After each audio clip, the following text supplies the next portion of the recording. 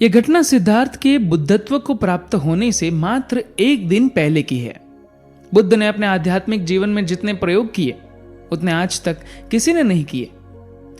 ऐसा कहा जाता है कि बुद्ध को कोई ज्ञानी जो भी साधना, ध्यान, उपवास, व्रत व जागरण आदि करने की सलाह देता, बुद्ध उसे पूरे मनोयोग से संपन्न करते और वह ज्ञानी पुरुष बुद्ध के समक्ष नतमस्तक हो लेता था, क्योंकि ऐसा साधक शिष्य उसने कभी देखा ही नहीं था। बुद्ध उपवास का प्रयोग कर रहे थे और करते करते अन्न का एक दाना ही पूरे दिन में खाते थे। उनकी काया दयनीय अवस्था में पहुंच गई और शरीर पूरी तरह से लगभग ऊर्जा रहित हो गया था। एक शाम गया की तरफ बढ़ने के लिए वे नदी में कूद पड़े।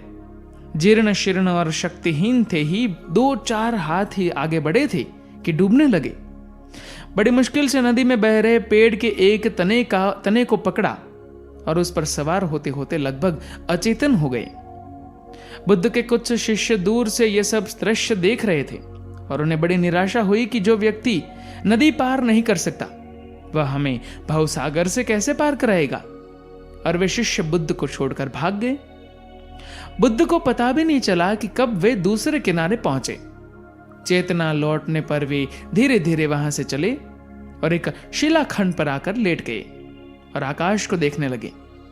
अभी रात थोड़ी बाकी थी, सितारे आसमान में डूब रहे थे और अब आखिरी सितारा पूरे आकाश में रह गया था। आखिरी सितारे को डूबने में कुछ समय लगता है। बुद्ध उसे अपलक निहारते रहे। जब वह तारा डूबा तो बुद्ध उठकर बैठ गए और तत्क्षण बुद्धत्व के प्राप्त हो गए। पांव फटते ही एक जवान कन्या अपनी मन्नत पूरी हो जाने के कारण सुबह सुबह शिलाखंड के निटक वृक्ष पर खीर चढ़ाने आई थी। उसने पेड़ के नीचे एक जटाधारी कृष्णकाय व्यक्ति को देखा।